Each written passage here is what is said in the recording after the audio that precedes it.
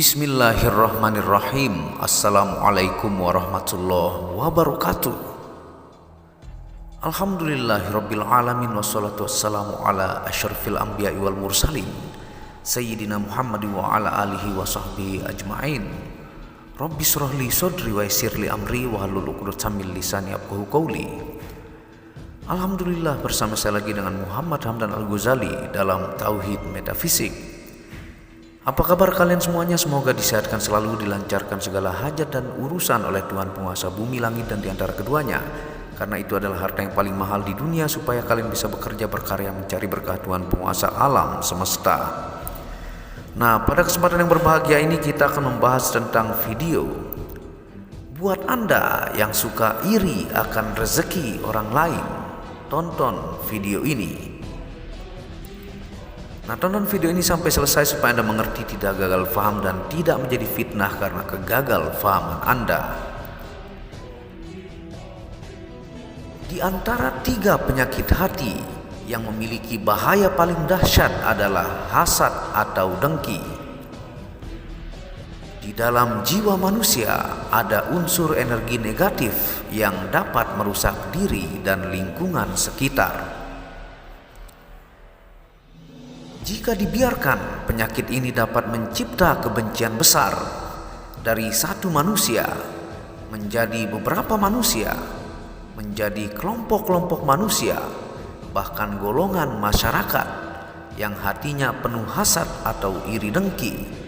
Ini mampu merusak peradaban manusia di akhir zaman.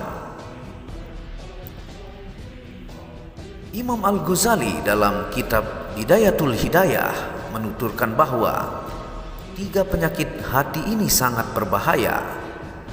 Ketiga penyakit ini selalu muncul dari masa ke masa, dari zaman ke zaman. 3 penyakit yang dimaksud yaitu, yang pertama, hasad, yaitu dengki dan iri hati. Yang kedua, riya ataukah pamer. Dan yang ketiga adalah ujub atau angkuh, sombong atau berbangga diri.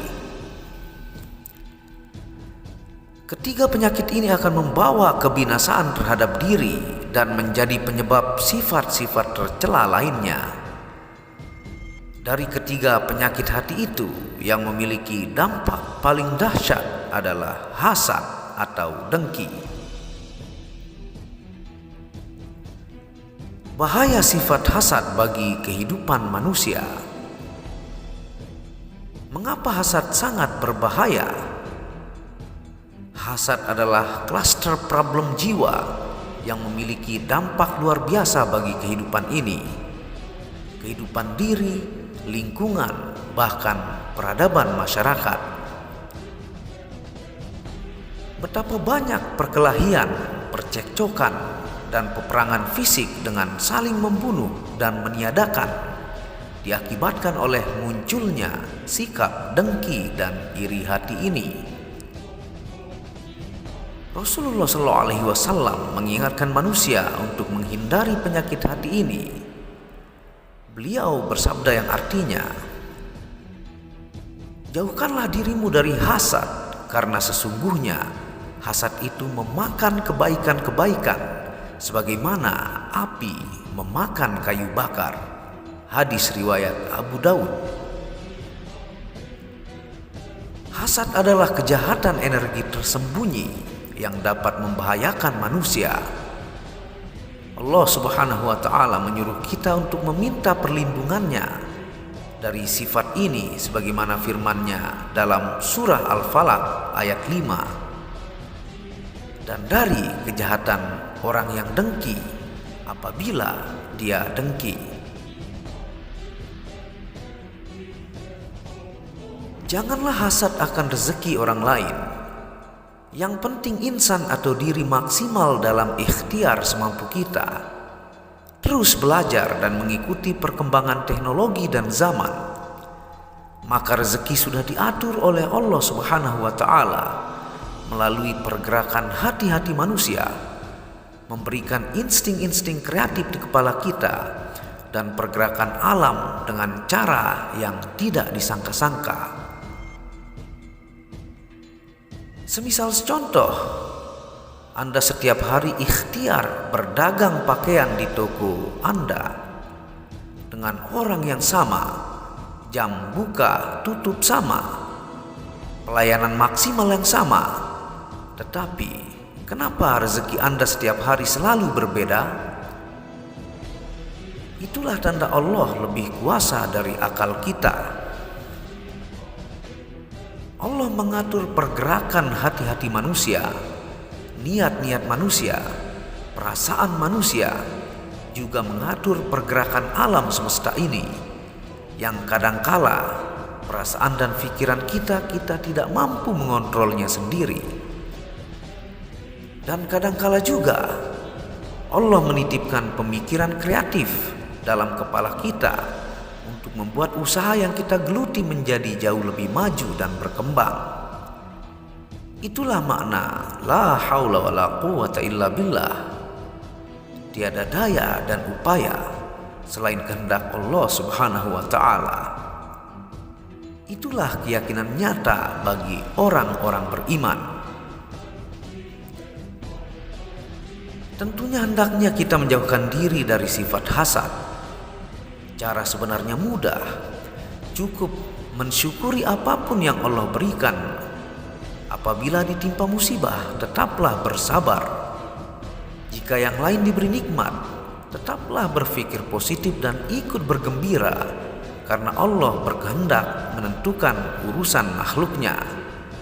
Yang Allah Subhanahu wa taala berfirman dalam Quran surah Az-Zukhruf ayat 32 yang artinya, Kami telah menentukan di antara mereka penghidupan mereka dalam kehidupan dunia. Allah telah menentukan rezeki bagi setiap hambanya.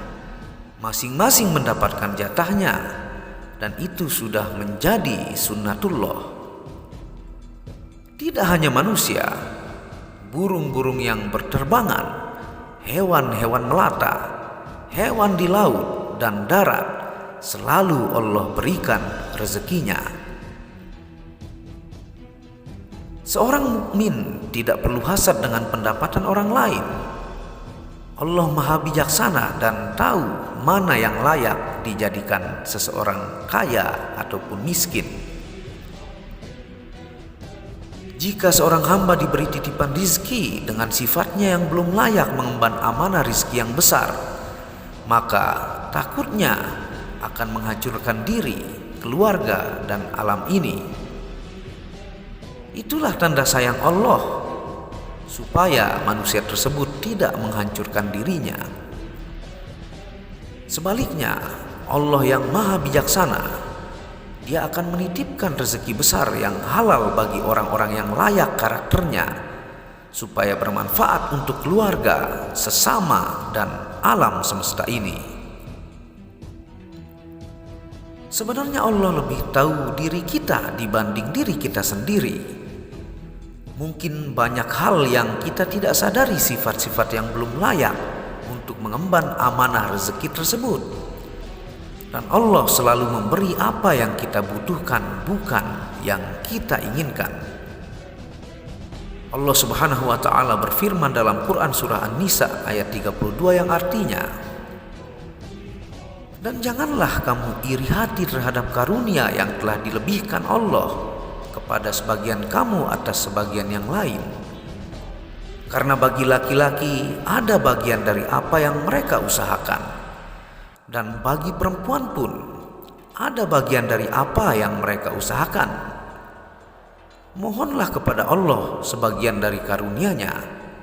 Sungguh Allah Maha mengetahui segala sesuatu.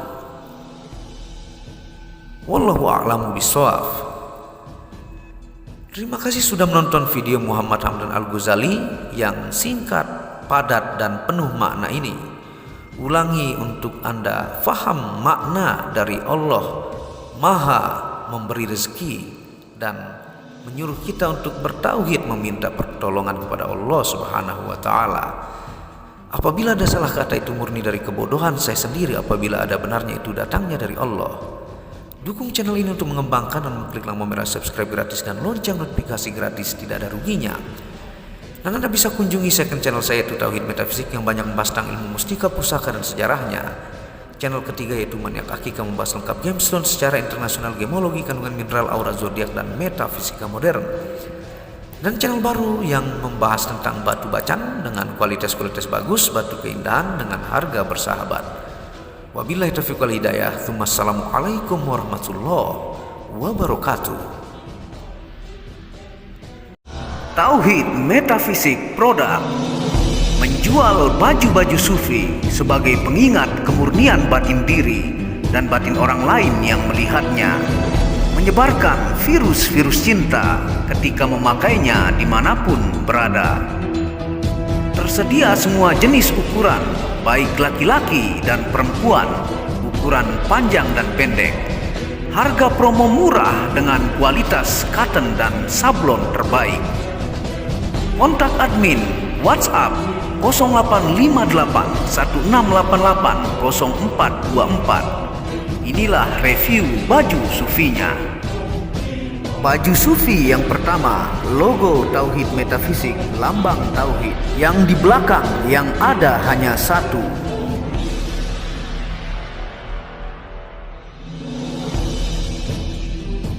Baju sufi yang kedua, aku lebih memilih menjadi orang murni.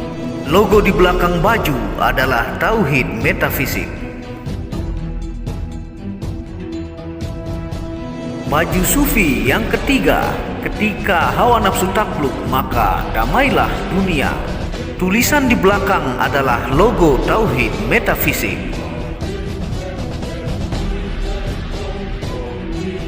Baju sufi yang keempat, aku patah hati pada fananya dunia. Tulisan di belakang baju adalah logo Tauhid Metafisik. Baju sufi yang kelima, suara nuranimu bersih dan murni. Tulisan di belakang baju adalah logo Tauhid Metafisik.